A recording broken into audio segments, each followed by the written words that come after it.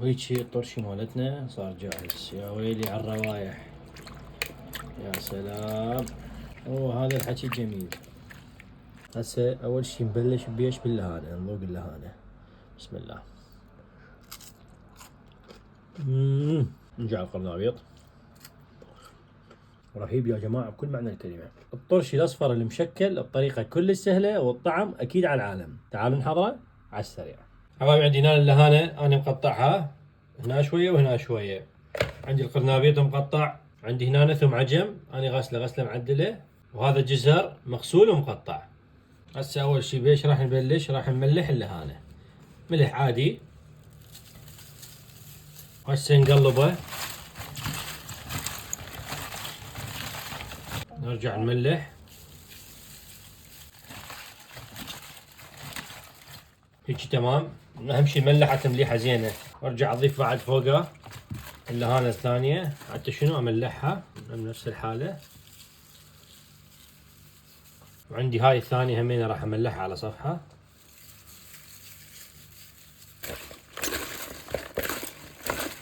نخليه كله هنا. وهيجي تمام. هاي اللهانه صارت عندنا جاهزه. هسه حبايبي هاي القرنابيط همينه راح نشيل نص على صفحه. هيجي تمام. وراح نملح. بسم الله. اهم شي تملحوه كميه زينه. وراح ارجع انزل باقي قرنابيط، راح املحها. بسم الله. لا تخافون من كميه الملح لان بعدها راح نغسلهن. هسه حبايبي عندنا ثوم العجم راح نضيف عليه مي دافي. بسم الله. الى ان نغطيه تحريكه بسيطه. احنا ليش ملحنا اللهانه والقرنابيط؟ حتى شنو هم يطرون شويه وبنفس الوقت يذبون المي مالتهم وما يصير ريحه بالطرشي. هسه راح اخليهم مملحين حسبة ساعتين، وننتظر بنفس الوقت ثوم العجم الى ان ينفش عندنا. طبعا اللهانه والقرنابيط كل وحده بمصفي وجواهم فد كاسه حتى شنو يذبون المي مالتهم. هسه حبايبي مثل ما تشوفون اللهانه ذبت المي مالتها، والقرنابيط همينه ذب المي مالته. هسه ايش راح اسوي؟ راح اروح اغسل اللهانه والقرنابيط. هاي اللهانه بعد ما غسلناها هسه راح نغسل القرنابيط من الملح. هذا القرنابيط هم بعد ما غسلناه. ثم العجم شلون كل حبايه صارت تشكبرها، هسه راح نغسلها غسله معدله. هذا الثوم العجم هم صار عندنا جاهز. هسه حبايبي عدنا قبل على الطباخ. حبايبي عندي هنا جدر وبيه كميه زينه من المي، وبس يبلش يفور عندنا المي راح اضيف ملعقه كبيره كاري وملعقه وسط كركم. هسه حبايبي راح ننزل اللهانه بعد ما غسلناها. بسم الله.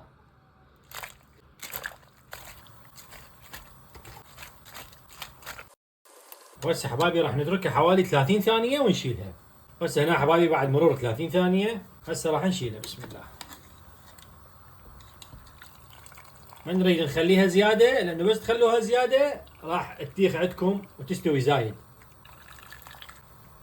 هسه حبايبي راح ننزل القرنابيط. بسم الله. ونتركه لمده 30 ثانيه. هاي هنا حبايبي بعد مرور 30 ثانيه هسه راح نشيل القرنابيط. بسم الله.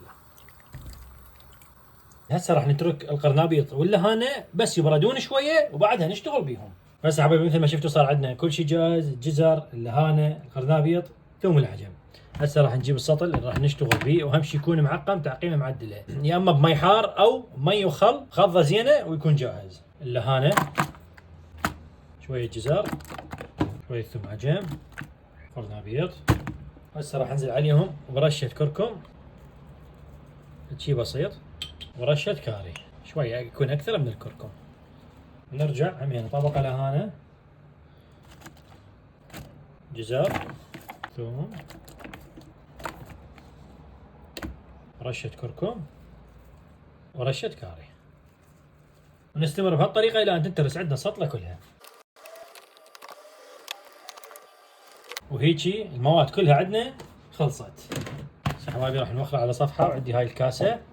عندي هنا ملح صخري، طبعا كمية الملح حسب رغبتكم، بس أنا كل كوبين خل أخلي ملعقة كبيرة ملح صخري. هسه راح أنزل على الملح خل التمر. بسم الله. ونخلطه خلطة معدلة. هسه حبايبي راح ننزله فوق الخضروات مالتنا. بسم الله.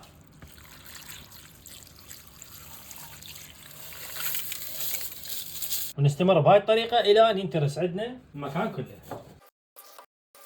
هسه حبايبي أي ماعون متوفر عندكم راح نقعده بهذا الشكل ونخلي فوقه الثقالة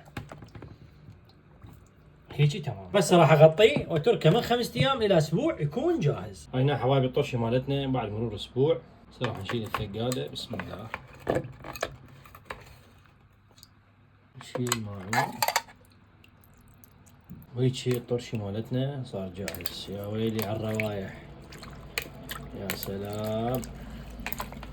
وهذا الحكي جميل.